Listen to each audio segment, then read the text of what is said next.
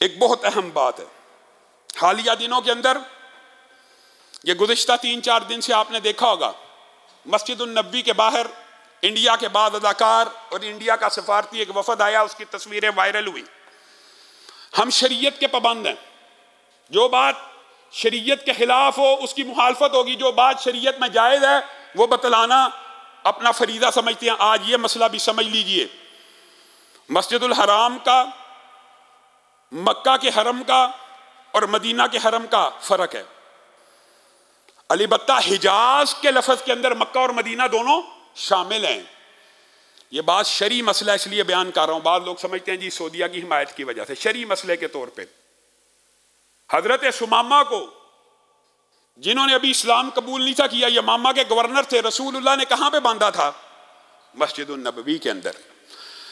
जो नजरान का वफद आया था ईसाइयों का, रसूलुल्लाह ने कहां ठहराया था? मस्जिदुन नबवी के अंदर। अबू लूलू फिरोज अल मजूसी, जिसने हजरत उमर को शहीद किया था, कहां रहता था? और हजरत उमर ने तो ताजरों को, कुफार के ताजरों को और यहूदियों को मस्जिदुन नबी में और गिरदोनवा में तिजारत की इजाजत दी थी। क्यों दी थी? याद रखिए, मुशरिकों का इन्नमल मुशरिकून नजस, सही आयत है, कुरान की आयत है, उनका दाखिला बैतुल्लाह में हराम है, उस हरम में हराम है। लेकिन इस आयत के नाज़िल हो जाने के बाद भी यहूदी मदीना में रहते थे। उमर बिन अब्दुल अजीज ने यहूदी और ईसाई मजदूरों से, वलीद बिन अब्दुल मलिक और उस सारे अहद में तबीरात करवाई। 1400 साल में गैर मुस्लिमों का मदीना में दाखिले के ऊपर किसी किस्म का एतराज़ और पाबंदी नहीं। हाँ, अब एतराज़ क्यों है ये भी सुन लीजिए।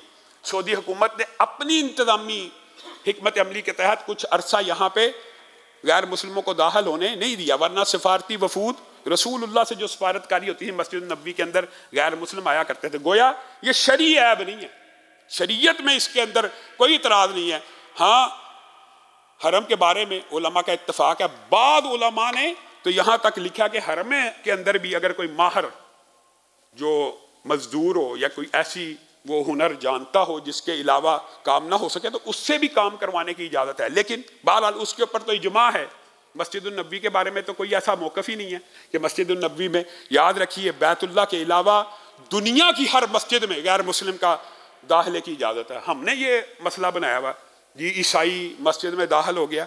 आपको याद होगा गुज़िश्ता यहाँ पे ईसाई जब इस्लाम कबूल करते हैं, अगर वो मस्जिदों में आएंगे ही नहीं, इस्लाम कैसे कबूल करेंगे? आपके जहन में 2 साल कबल का वो वाक़या भी होगा कि ईसाई पूरे खानदान ने यहाँ पे इस्लाम कबूल किया था। क्या देखकर? याद है ना, सैरी और अफ्तारी का। वो कहने लगे, लामा साहब हम हर रोज़ देखते रहे, हमने शायद सोचा शायद 1 दिन होगा, 2 दिन होगा, 3 दिन होगा, हर रोज़ 30 दिन सैरी अफ्तारी हज़ारों लोग खा रहे हैं। पूरे ईसाई खानदान ने सिर्फ इस एक बात के ऊपर इस्लाम को कबूल किया। अगर वो लोग मस्जिदों में आएंगे नहीं, इस्लाम कैसे कबूल करेंगे?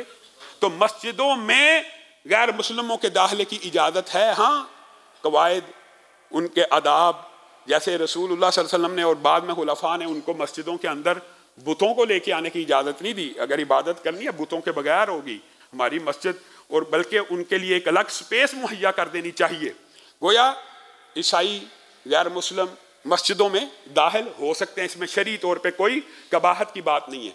जहाँ तक ये मसला फुकहा ने जो लिखा हिजाज के अंदर, तो ये बात भी दुरुस्त है, हिजाज के अंदर मक्का और मदीना शामिल हैं और किसी गैर मुस्लिम को मुस्तकिल सुकूनत की इजाज़त नहीं देनी चाहिए और इजाज़त के बगैर उनको दाखिल नहीं होने देना चाहिए। ये कुलिया भी फुकहा ने अबू लूलू फिरोज अल मजूसी के वाक़े के बाद किया कि देखे वहाँ रहता था, साजिश बुन गया, हजरत उमर को शहीद कर गया, अब हमें इनको दोबारा इजाज़त नहीं देनी चाहिए।